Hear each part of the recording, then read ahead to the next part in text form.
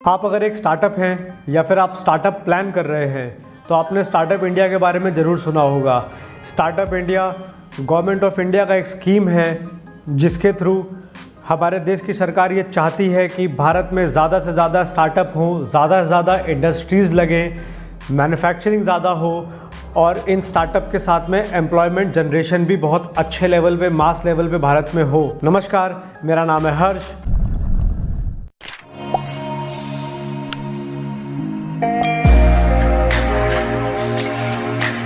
इस वीडियो में हम ये देखेंगे कि स्टार्टअप इंडिया स्कीम क्या है, एक स्टार्टअप कैसे स्टार्टअप इंडिया स्कीम के अंडर में रजिस्ट्रेशन कर सकता है और जो स्टार्टअप इंडिया के बेनिफिट्स हैं वो बेनिफिट्स वो किस टाइप से ले सकते हैं, अपने स्टार्टअप को किस तरीके से DPIIT रिकग्नाइज स्टार्टअप में कन्वर्ट कर सकते हैं। और इस वीडियो के एंड में हम देखेंगे बिल्कुल सेम रजिस्ट्रेशन प्रोसेस हम स्टार्टअप इंडिया की वेबसाइट पर जाके, जहाँ पे मैं डिटेल में आपको एक्सप्लेन करूँगा कि किस किस तरीके से आपको फॉर्म फिलअप करना है, किस ऑप्शन में आपको क्या ऑप्शन सेलेक्ट करना है और जो क्वेश्चन आपसे स्टार्टअप इंडिया की टीम पूछती है उन क्वेश्चंस का किस तरीके से आपको आंसर लिखना है। तो वीडियो के एंड तक बने रहिए। चलिए वीडियो स्टार्ट करते हैं। स्टार्टअप इंडिया में रजिस्ट्रेशन करने के लिए जो एलिजिबिलिटी क्राइटेरिया है उसमें सबसे पहले हमको ये देखना होता है कि आपका जो कंपनी है, बिजनेस है, वो रजिस्टर्ड होना चाहिए, रजिस्टर्ड एंटिटी होना चाहिए। यानी कि या तो लिमिटेड लायबिलिटी पार्टनरशिप LLP हो या फिर प्राइवेट लिमिटेड हो या फिर एक रजिस्टर्ड पार्टनरशिप हो। आपको ये ध्यान रखना है कि प्रोप्राइटरशिप फर्म्स यहाँ पे नहीं एप्लीकेबल होती, वो नहीं अप्लाई कर सकती हैं। आपके लिए LLP, प्राइवेट लिमिटेड या फिर रजिस्टर्ड पार्टनरशिप कंपनी होना बिल्कुल कंपलसरी है। और इसी के साथ साथ आपको ये भी ध्यान रखना है कि आपका जो बिज़नेस है वो 10 साल से ज़्यादा इनकॉर्पोरेटेड ना हो। उन 10 सालों के अंदर ही उसका इनकॉर्पोरेशन हुआ होना चाहिए या फिर रजिस्ट्रेशन 10 सालों के अंदर ही हुआ होना चाहिए। अगर 10 साल से ज़्यादा पुरानी अगर कंपनी है तो वो स्टार्टअप के अंडर में नहीं आएगी। फिर इसके बाद हमको ये देखना है कि अगर आपकी कंपनी का जो टर्नओवर है वो 100 करोड़ से ज़्यादा है तो वो स्टार्टअप नहीं माना जाएगा। एक स्टार्टअप होने के लिए आपका टर्नओवर 100 करोड़ से अंडर में ही होना चाहिए। और जो सबसे इम्पॉर्टेंट पार्ट आता है एलिजिबिलिटी क्राइटेरिया के लिए, वो है आपका बिजनेस प्लान या फिर कोई ऐसा इनोवेटिव आइडिया जो पहले मार्केट में कभी ना लॉन्च हुआ हो या फिर कभी भी ना वहाँ पे रन किया हो, या फिर आप कोई एक ऐसा आइडिया लेके आ रहे हैं कि आप पुराने किसी सॉल्यूशन को और भी ज़्यादा कॉस्ट इफेक्टिव कर दे रहे हैं या फिर आप उसमें कुछ पॉजिटिव मॉडिफिकेशंस कर दे रहे हैं ताकि आपके कंज्यूमर को बेनिफिट हो, तो उस केस में आप स्टार्टअप इंडिया के लिए अप्लाई कर सकते हैं। तो अब हम देखते हैं कि स्टार्टअप इंडिया के रजिस्ट्रेशन के बाद आपको क्या क्या बेनिफिट मिलने वाले हैं एज ए स्टार्टअप। सबसे पहले तो अगर आप एक startup India DPIIT recognise startup हैं तो आपको कंसेक्यूटिव 3 इयर्स तक आपको इनकम पे टैक्स नहीं देना है। आप उस टैक्स से छूट ले सकते हैं अपने स्टार्टअप इंडिया सर्टिफिकेट के थ्रू लगातार 3 सालों तक। स्टार्टअप इंडिया के सर्टिफिकेशन के साथ में आप काफ़ी सारे जैसे 6 टाइप के लेबर लॉज हैं, आप उन लेबर लॉज के लिए आपको किसी भी ऑडिट की ज़रूरत नहीं होगी। आप सेल्फ डिक्लेरेशन के साथ में उन सभी चीज़ों को एप्लीकेबल कर सकते हैं अपनी कंपनी में। बाई चांस आपका स्टार्टअप उस तरीके से रन नहीं करता है, आपका बिजनेस उस तरीके से रन नहीं कर पाता है और आप चाहते हैं कि आप उस स्टार्टअप को क्लोज कर दें, तो आपके लिए क्लोजिंग बहुत ही इजी हो जाएगी अगर आप स्टार्टअप इंडिया के रिकग्नाइज स्टार्टअप इंडिया के सर्टिफिकेशन के साथ में आप इजीली फंड्स के लिए भी अप्लाई कर सकते हैं। गवर्नमेंट फंडेड स्कीम्स काफ़ी सारी आती रहती हैं, आप उन फंडेड स्कीम्स के लिए भी अप्लाई कर सकते हैं अगर आप रिकग्नाइज स्टार्टअप हैं तो। फिर इसके बाद एक पॉइंट ये भी आता है कि जैसे आप स्टार्टअप हैं, आपको अपने स्टार्टअप के लिए ट्रेडमार्क की ज़रूरत होगी या फिर इसी टाइप के लीगल डॉक्यूमेंटेशन और रजिस्ट्रेशन की ज़रूरत होगी, तो वहाँ पे भी एक गवर्नमेंट की अच्छी खासी फीस लगती है। लेकिन अगर आप रजिस्टर्ड स्टार्टअप हैं, रिकग्नाइज स्टार्टअप हैं, तो आपको उन सारी फीस में भी काफ़ी सारी सुविधाएँ मिल जाएंगी और काफ़ी सारे आपको रिलैक्सेशंस गवर्नमेंट ऑफ इंडिया की तरफ से दिए जाएंगे। अगर आप एक रजिस्टर्ड स्टार्टअप हैं और आप स्टार्टअप इंडिया की वेबसाइट पर रजिस्टर्ड हैं तो आपको एक बहुत अच्छा नेटवर्क मिलेगा आपकी स्टार्टअप कम्युनिटी का। आप वहाँ पे इंक्यूबेटर्स के साथ में, इन्वेस्टर्स के साथ में और आपकी ही फील्ड के जो और स्टार्टअप्स हैं जो उस फील्ड में काम कर रहे हैं उनके साथ में अपने कनेक्शंस बना सकते हैं। तो एक नेटवर्किंग कम्युनिटी आपकी एक बहुत अच्छी हो जाएगी स्टार्टअप्स के साथ में। आप एक उस स्टार्टअप कम्युनिटी का एक पार्ट हो जाएंगे, इंपॉर्टेंट पार्ट हो जाएंगे। अब यहाँ पे ये देखना बहुत ज़रूरी है कि आपने स्टार्टअप इंडिया की वेबसाइट में रजिस्ट्रेशन तो कर लिया, लेकिन क्या आपके स्टार्टअप को DPIIT का रिकग्निशन सर्टिफिकेट मिलता है कि नहीं।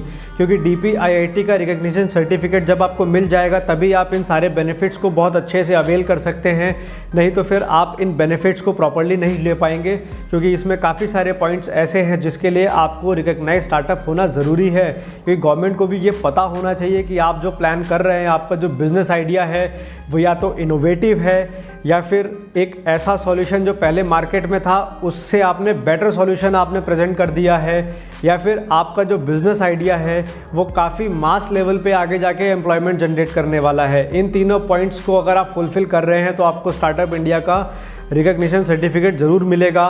और हाँ, एक बात हमको ये बहुत इंपॉर्टेंट ध्यान रखनी है कि अगर आपकी पहले से कोई कंपनी है और आपने उस कंपनी को स्प्लिट करके फिर आप स्टार्टअप इंडिया में रजिस्टर कर रहे हैं तो वो नहीं वर्क करेगा, ऐसी कंपनी को स्टार्टअप नहीं माना जाएगा। तो चलिए अब कंप्यूटर स्क्रीन पे चलते हैं, मैं आपको पूरा प्रोसेस बताता हूँ कैसे आपको स्टार्टअप इंडिया की वेबसाइट पर रजिस्ट्रेशन करना है। स्टार्टअप इंडिया की वेबसाइट पे आपको क्या क्या ऑप्शंस मिलने वाले हैं, DPIIT के लिए आप रजिस्ट्रेशन कैसे करेंगे, सर्टिफिकेशन के लिए कैसे अप्लाई करेंगे, और जो सर्टिफिकेशन में आपसे क्वेश्चंस आपसे पूछे जाते हैं उन क्वेश्चंस के आंसर आपको किस तरीके से देने हैं।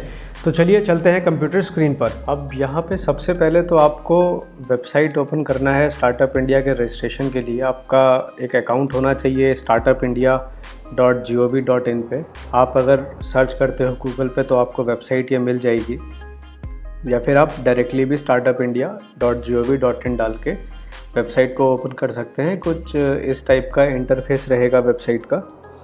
आपको काफ़ी सारी लर्निंग नॉलेज भी स्टार्टअप से रिलेटेड इन्फॉर्मेशंस और काफ़ी सारा लर्निंग मटेरियल आपको इस वेबसाइट में अवेलेबल है।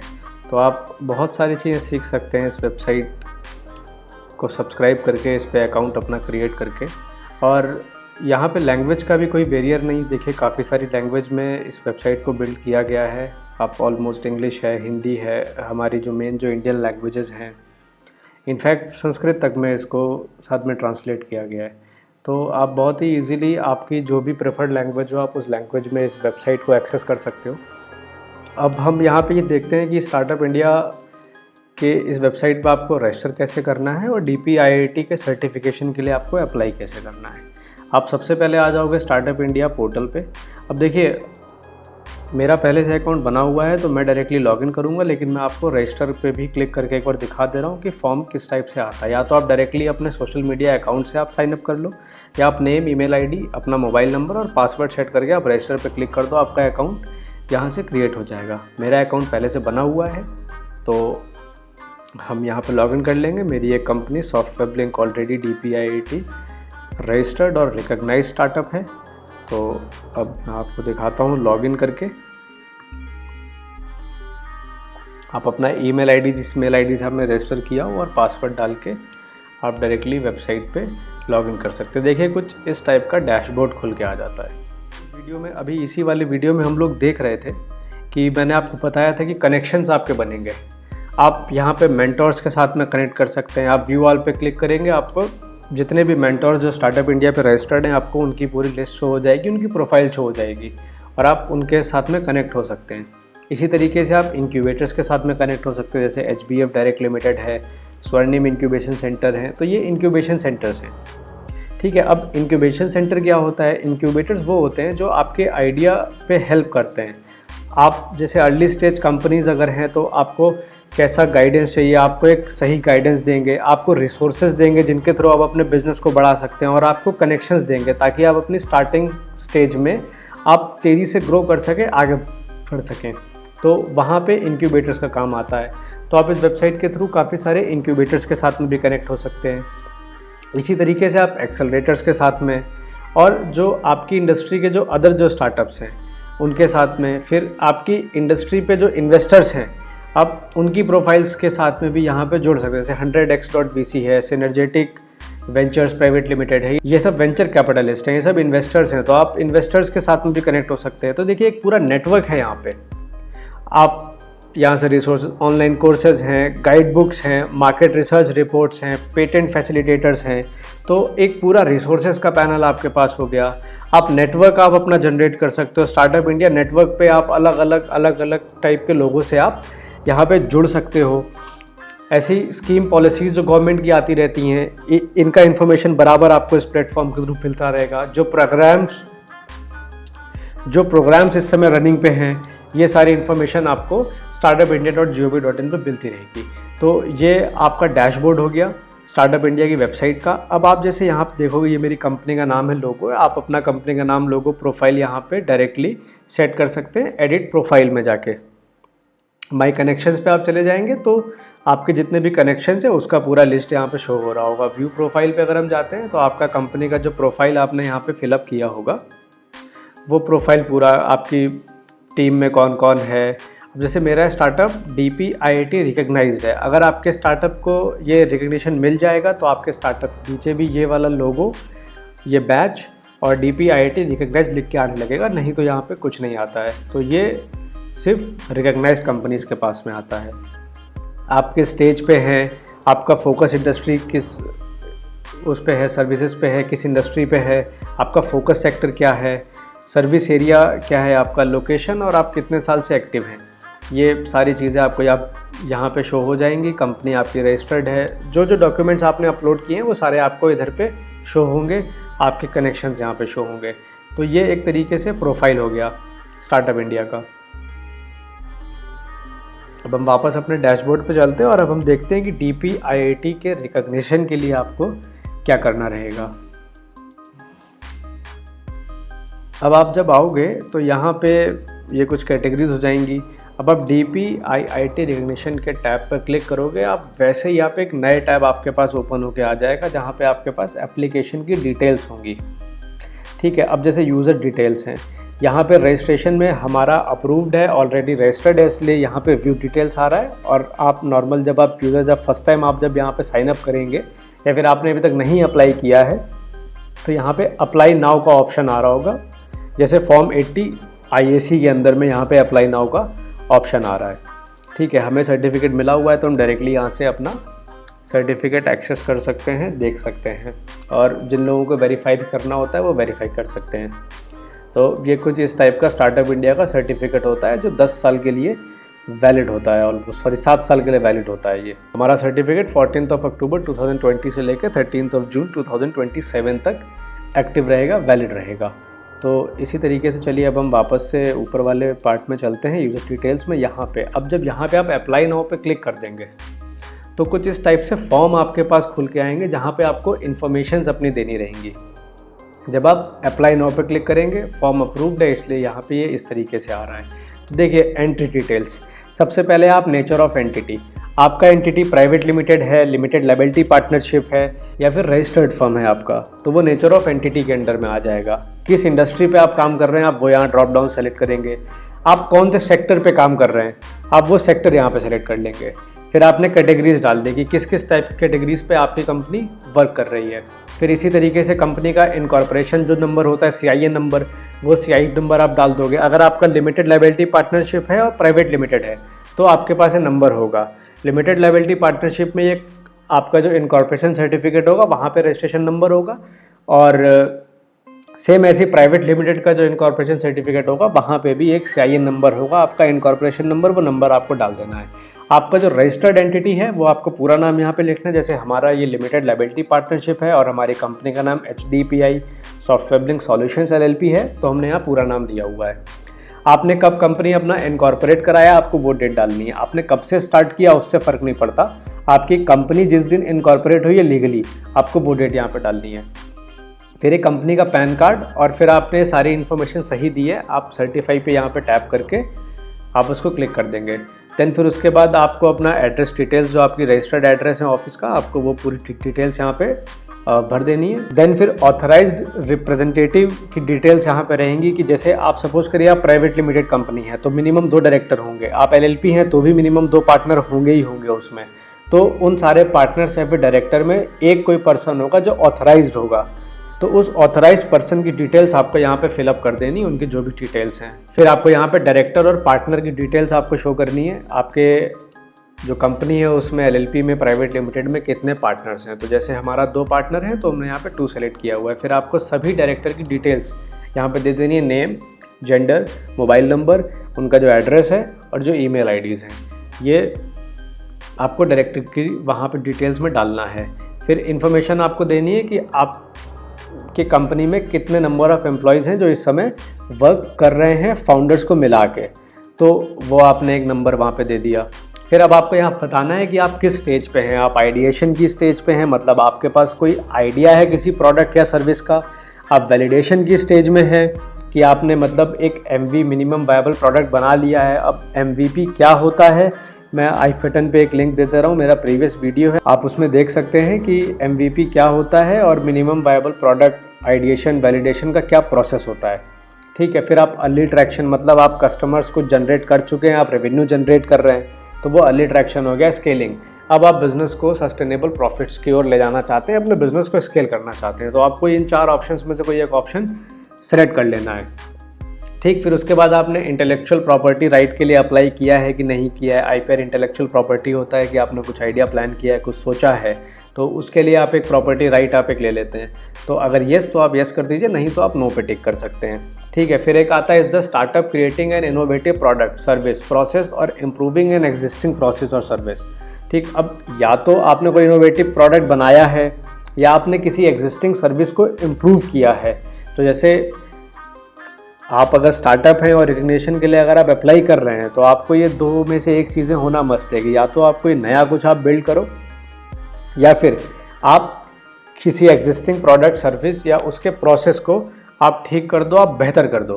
तो यहाँ पे ये सिलेक्ट करना है। उसके बाद आप प्रोडक्ट सर्विस और प्रोसेस में क्या कर रहे हो, आप इनोवेट कर रहे हो कि इम्प्रूवमेंट कर रहे हो। हमारे केस में हम इम्प्रूवमेंट कर रहे हैं सर्विसेज के उसमें, तो हमने यहाँ पे इम्प्रूवमेंट सेलेक्ट किया है। आपने कुछ नया प्रोडक्ट बनाया है तो आप इनोवेट पे आप टिक कर सकते हैं।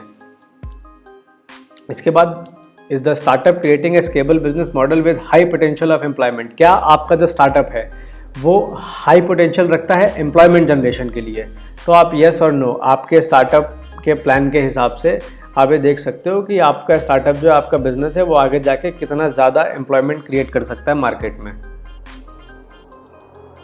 फिर एक ये ऑप्शन आता है please submit a brief note supporting the options chosen above for innovation improvement and scalability. ये ऑप्शन यहाँ पे हाइड है क्योंकि हम लोग फिलअप कर चुके हैं और एप्लीकेशन अप्रूव्ड है, लेकिन आपको यहाँ पे फिलअप करना है पूरा कि आप जो भी चीज़ आपने प्लान किया है, आपका जो इनोवेशन है या फिर जो भी इम्प्रूवमेंट है या फिर आप बिज़नेस को कैसे स्केल करोगे उस इंडस्ट्री में, आपको वो प्लान अपना पूरा यहाँ पे शॉर्ट वर्ड्स में आपको लिखना है कि आपके पास क्या बिज़नेस प्लान है। फिर आपको यह सेलेक्ट करना है कि आपको पहले से फंडिंग मिल चुकी है स्टार्टअप को या फिर नहीं मिली है। मिली है तो येस पे टिक करेंगे, नहीं तो हम नो पे टिक कर देंगे। फिर ये कुछ स्टार्टअप एक्टिविटीज़ आ जाती हैं। आपको कोई रिवॉर्ड अगर मिला है तो आप येस करेंगे, नहीं तो नो। फिर what is the problem the startup is solving. आप कौन सा स्टार्टअप का प्रॉब्लम सॉल्व कर रहे हैं, आपका स्टार्टअप क्या प्रॉब्लम सॉल्व कर रहा है, आप वो यहाँ पे फिलअप करेंगे। How does your startup purpose to solve this problem. कैसे आपका स्टार्टअप प्रॉब्लम सॉल्व कर रहा है, आप वो यहाँ पे फिलअप करेंगे। आप जो सॉल्यूशन दे रहे हैं उस प्रॉब्लम का, उसमें यूनिक चीज़ें क्या हैं, आप वो यूनिकनेस यहाँ पे फिलअप कर देंगे। और आपका स्टार्टअप किन किन तरीक़ों से रेवेन्यू जनरेट करेगा वो इन्फॉर्मेशन आपको डिटेल में यहाँ पे फिलअप करनी है। ये चार जो आपके पास क्वेश्चंस हैं, बहुत इंपॉर्टेंट क्वेश्चंस हैं। आपकी एक्टिविटीज़ के थ्रू ही आपका रिकग्निशन डिसाइड होगा कि आपको DPIIT का रिकग्नाइज सर्टिफिकेट मिलेगा या नहीं मिलेगा। तो इन 4 इन्फॉर्मेशन को अपने प्लान के हिसाब से बहुत सोच समझ कर अच्छे तरीके से फिलअप करिए, भरिए। उसके बाद फिर सेल्फ सर्टिफिकेशन का एक पार्ट आता है जो डॉक्यूमेंट हमने अभी इसी वीडियो में कवर किया था कि डॉक्यूमेंट आपको क्या चाहिए। तो आपने इनकॉर्पोरेशन या रजिस्ट्रेशन सर्टिफिकेट अपना लगा दिया यहाँ पे। अगर पार्टनरशिप है तो रजिस्ट्रेशन सर्टिफिकेट होगा, LLP है और प्राइवेट लिमिटेड है तो आपका इनकॉर्पोरेशन सर्टिफिकेट होगा, वो आपको यहाँ पर अपलोड कर देना है। फिर आपकी वेबसाइट का कोई लिंक होगा, ऐप होगी, फिर आपकी कोई वेबसाइट का लिंक होगा, ऐप होगा, कोई पेज डेक आपने बना के तैयार किया होगा, कोई वीडियो फॉर्म पे आप अपना प्लान समझा रहे हो, अपने बिजनेस के बारे में बता रहे हो, या फिर आपके पास कोई पेटेंट है, तो वो आपको यहाँ से सेलेक्ट करके इधर जब आप क्लिक करेंगे तो ऑप्शंस आ जाएंगे वेबसाइट लिंक का, वीडियोज़ का, पेज डेक का, पेटेंट्स का। तो आप वो सेलेक्ट करके यहाँ पर डॉक्यूमेंट अपना अपलोड कर सकते हैं। वीडियो है तो आप वीडियो अपलोड कर दो, वेबसाइट है तो आप अपनी वेबसाइट यहाँ पर फिलअप कर दो। फिर उसके बाद आपने जो भी इन्फॉर्मेशन ऊपर दी है आप उसको सर्टिफाई करते हो कि पूरी तरीके से वो सही है। और जैसा हमने वीडियो में कवर किया है, the startup has not be incorporated for more then और जैसा कि हमने इस वीडियो में कवर किया था कि क्या क्या चीज़ों का हमें ध्यान रखना है, तो देखिए सबसे पहले यहाँ दिया हुआ the startup has not been incorporated for more than 10 years, turnover of the entity of any of the financial year since incorporation has not exceeded 100 crore rupees. 100 crore से ज़्यादा नहीं होना चाहिए, 10 साल से ज़्यादा नहीं होना चाहिए। ठीक है, फिर आप का जो स्टार्टअप है वो इनोवेशन, डेवलपमेंट और इम्प्रूवमेंट किसी भी प्रोडक्ट के या प्रोसेस या फिर सर्विसेज के, और एक स्केलेबल बिजनेस मॉडल हो जिसमें एक पोटेंशियल हो एम्प्लॉयमेंट जनरेट करने का। तो ये चीज़ें आपका स्टार्टअप फुलफ़िल करना चाहिए, ठीक है। और सबसे इम्पॉर्टेंट पार्ट है कि has not formed the entity by splitting up for reconstruction of a business already in existence. कोई बिजनेस जो एग्जिस्टेंस आपका कर रहा हो और आपने उसको स्प्लिट करके रिकंस्ट्रक्ट करके फिर आपने अप्लाई कर दिया हो, तो वो स्टार्टअप के अंडर में नहीं आएगा, तो आपको स्टार्टअप रिकग्निशन नहीं मिलेगा यहाँ पे। तो ये सारी इन्फॉर्मेशन फिलअप करने के बाद आपको टर्म्स एक्सेप्ट करके सबमिट कर देना है। आपका जो सर्टिफिकेट ऑफ रिकग्निशन है स्टार्टअप के लिए वो DPIIT के पास सबमिट हो जाएगा। उसके बाद एक प्रोसेस होता है, टीम वहाँ से सारी चीज़ें चेक करती है, आपने जो आंसर्स दिए हैं उन आंसर्स को देखा जाता है, और उसके बाद 4 से 5 दिन में अगर आपके सारे आंसर्स और सारी चीज़ें आपकी सेटिस्फाइड होती हैं आगे कमेटी और टीम के लिए, तो वो आपको DPIIT का सर्टिफिकेट प्रोवाइड कर देते हैं और आप एक startup India DPIIT registered startup हो जाते हैं। तो ये एक प्रोसेस है आपको स्टार्टअप इंडिया पे रजिस्ट्रेशन का, DPIIT के सर्टिफिकेशन का, और ये सर्टिफिकेशन अगर आपके पास होगा तो ही आपको जो काफ़ी सारे बेनिफिट्स जो भारत सरकार ने स्टार्टअप इंडिया के तहत लॉन्च किए हैं वो सारे बेनिफिट्स का आपको फ़ायदा मिल सकेगा और आप अपने स्टार्टअप को एक अच्छे स्केल पे लेके जा सकते हैं। मेरे साथ इस वीडियो में बने रहने के लिए आपका बहुत बहुत धन्यवाद। आगे आने वाले वीडियो में अभी लास्ट 19 अप्रैल को भारत सरकार ने एक startup seed funding scheme launch की है, जिसमें स्टार्टअप्स को 10 लाख तक का फंड भारतीय सरकार प्रोवाइड कराएगी, इंडियन गवर्नमेंट प्रोवाइड कराएगी।